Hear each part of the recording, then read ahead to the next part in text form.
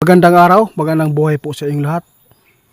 Muli naman tayong ipinatawag ng ating kaibigan na tatay po ni Shoto. Nandito po siya sa park, no? Hindi na po siya naghintay na tayo ay pumunta doon sa kanilang punso. Dahil po ay napaka-importante po ang kanilang ipapaabot. Hindi ko po alam ito kung ano po ang kanilang ipapaabot sa ating kaibigan.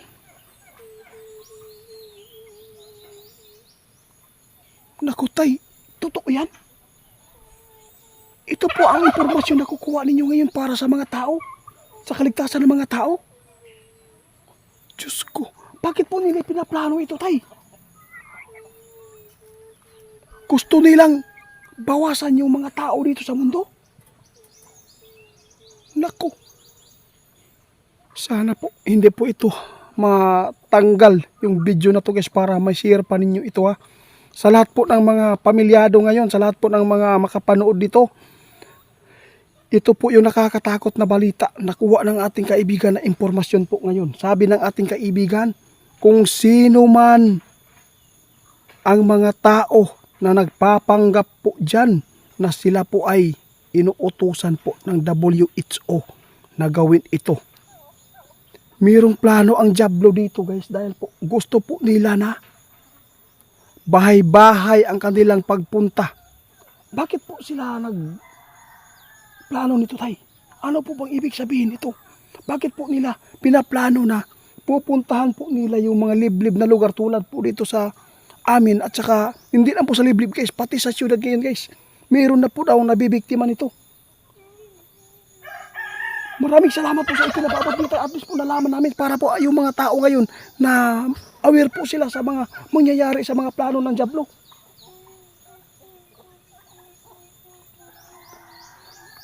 Ko po.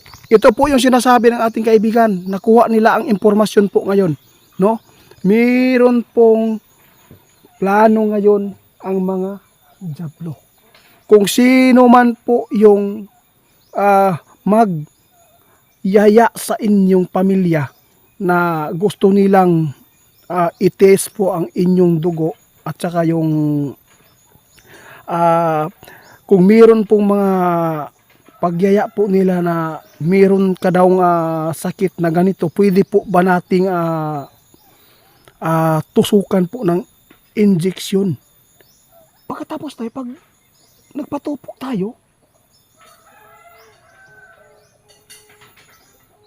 yun pala, delikado po yan.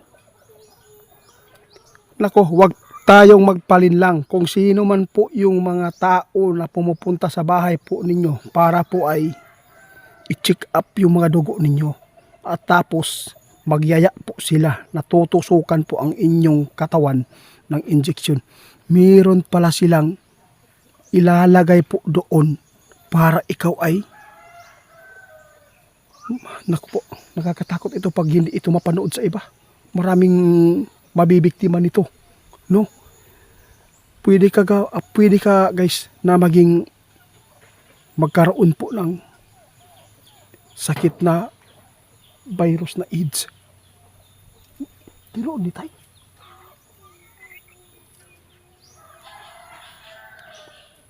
Bakit po nila ginagawa ito sa amin? Gusto nilang bawasan yung tao sa dami. Naku po. Sa lahat po ng makapanood nito, napakaswerte po ninyo. Ang babala ng ating kaibigan ngayon na kayo po ay dapat mag-ingat, hindi po tayo magpalinlang kung sino man ang mga tao, kung kisa man katong tao na muadto sa inyuhang mga balay-balay karon na sila sa imuha, maghangyo nga tingnan po nila daw yung dugo natin. Tapos nila nga pag-check po sa ating dugo, pag sinabi po nila na mayroon tayong mga sakit na diabetes, ano pa yan, magyaya din po sila ng inject. Pero yung injection na yan, hindi pala yan makakatulong sa atin, kundi lalagyan pala tayo ng virus sa loob ng katawan natin tulad po ng AIDS. Kaya hanggat hindi pa ito mabubura guys yung video na to, paki-share po ninyo dahil po impormasyon po ito ng ating kaibigan. Alam kong marami pong nakapanood po, no, sa mga balita ngayon. Kung ipinalabas man itong video sa iba, sana po i-share po ninyo dahil po marami na po ngayon ang mga plano ng Diablo. No, salamat po tayo sa impormasyon na ipinapaabot po ninyo. Ito po talaga ang plano po ng mga demonyo. Ulitin ko guys para malinawan kayo sa pinapaabot ko kasi nahirapan po tayo sa pagtagalog eh. Minsan naluluding po tayo dahil sa mga plano po ng mga demonyo ngayon na para yung mga tao na mapapahamak at maraming buhay po yung mawawala dito. Gusto po nilang bawasan yung dami ng populasyon natin dito sa mundo. Yun po siguro ang gusto po nila tay. Si Ghost Hunter 88 nanawagan sa lahat at saka si kaibigan natin 20 impormasyon po nila na nakalap, nakuha na mayroon na pong plano. Ito na po siguro yung siksik anti-Kristo. No, kung sino man po yung mga tao, sino man po yung mga subscriber ko dyan na kung mayroon mang na bumisita sa inyong mga kabahayan ngayon, kung mayroon po silang i-check po sa inyong katawan, huwag po ninyong i-accommodate yan.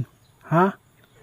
Huwag po ninyo, kung kahit po sino ang kanilang dadalhin po na pangalan, kahit kilala yan, huwag po kayong basta-basta, no? Ang maganda kung magpa-check po kayo ngayon, doon po kayo sa center, barangay, no? Health center po.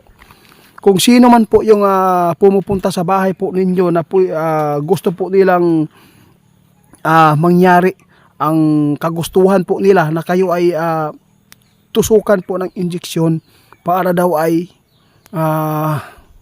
mayroon kayong panglaban sa mga virus na papasok sa loob ng katawan mo.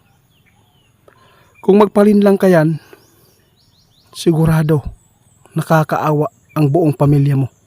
Kapag ito mangyari na mayroon pong magyaya sa inyo na tutusukan kayo ng injeksyon, hindi pala yan nakakabuti sa ating katawan, kundi pinapasukan pala tayo ng virus na AIDS. Kaya pag mayroon ka niyan, mahirap po yan gamutin, kundi buhay mo ang mawawala dito sa mundo. Kaya nagpapasalamat po kami. Kaya nasa inyo lang po kung hindi kayo maniniwala nito, no? Nasa inyo lang. Kaya nagpapasalamat kami kay kaibigan natin. Tay, maraming salamat po sa inyong mga impormasyon. Dahil kung hindi ko ito narinig sa inyong mga impormasyon sa ipinapaabot po niyo, wala po kaming idea. Kasi marami po talaga ang mga tao dito sa bundok, no, na walang kaalam-alam. Kaya ikalat po natin itong video guys para maraming makapanood nito. Ayaw mo og palinlang karong 2025 daghan kaayo og modus ang mga demonyo na gusto nila na tayo ay mawala sa mundo at mabawasan yung populasyon dito sa ating mundo. No, ito po ang kanilang pamamaraan. Panglilin lang ito ng isang Diablo para po mapasukan tayo ng virus na ito na ikakamatay po ng isang tao. Naku po, kung kinsa man tong mga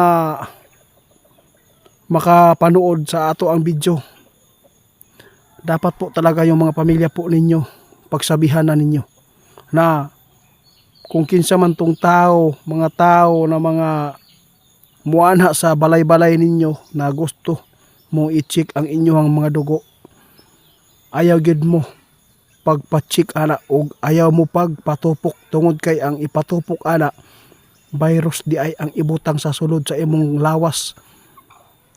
Og ang sulod ana mo nang ginatawag og AIDS para kabalo na mo ana guys kung asa ta pa ingon ana. Salamat kayo sa impormasyon kaibigan.